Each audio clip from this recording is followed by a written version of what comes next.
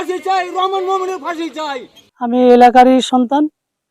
এখানে প্রায় 22 বিঘা কলার গাছ রোপণ করা হয়েছিল এবং এই কলার আনুমানিক সংখ্যা প্রায় 13,000 এবং প্রত্যেকটা কলার গাছে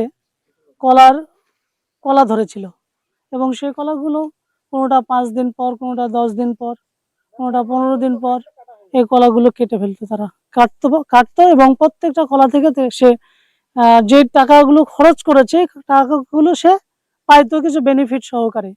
সেই তার যতগুলো কলা ছিল এই মাঠে, প্রায় 22 বিঘা কলা ছিল, এই 22 বিঘা কলারই সম্পূর্ণ কলাকে তারা এই কুচক্রী মহল এই কলাগুলোকে নষ্ট করে ফেলছে এবং এই কলাগুলোকে শুধু কাটছে, মুন্ডন করছে এবং উপর থেকে মুন্ডন করার ফলে একটা গাছও তারা রাখে নাই।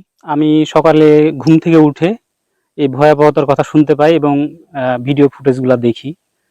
তো এইগুলা দেখার পরে আমি একটা জিনিস চিন্তা করলাম যে আমরা যারা শিক্ষিত যুবকেরা আছি, আমরা অনেক সময় কৃষিজ উদ্যোক্তা হইতে চাই, কিন্তু কৃষির যদি এরকম ভয়াবহতা কেউ করে তাহলে আমাদের ভবিষ্যৎ প্রজন্ম বা আমরা যারা যুবকেরা আছি তারা এইসব সেক্টরে কিভাবে আসার সাহস পাবো। এইসব ঘটনার আমি দৃষ্টান্তমূলক শাস্তি চাই, যাতে ভবিষ্যতে কেউ এই ধরনের কুকর্ম করার ধৃষ্টতা না দেখায়। আমি কলা মনে করেন আমি চাষ করছি, এই জমি আমার মনে করেন নেওয়া আছে, বন্দুক নেওয়া আছে, কন্ট্রাক্টে নেওয়া আছে, বুঝছেন। বছরে টাকা দেওয়া লাগে।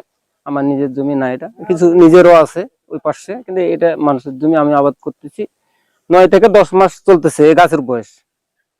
সেই গাছের মনে করেন এটা শুধু কোনো ঝামেলা নেই। আমাদের আগের ঝামেলা আছে আমাদের বাড়ির পূর্ব সাইডে, ওই জমিনে ঝামেলা।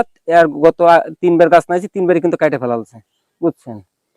দিয়ে ওই গন্ডগোলের মনে করেন মামলা চলতেছে। আমার চাচাক মেরে ফেলালো, আমার কান টান কাটে, আমাদের আত্মীয় স্বজন অনেক খুন হয়েছে। চাচা ভাই, চাচা মারা গেল। এই পরিবর্তনে এখন ওরা চাচ্ছে কি যে এই মীমাংসা করে নাও। তা আমরা ভাবিছি মীমাংসা করব, কিন্তু এটা তো কিছু শাস্তির দরকার আছে।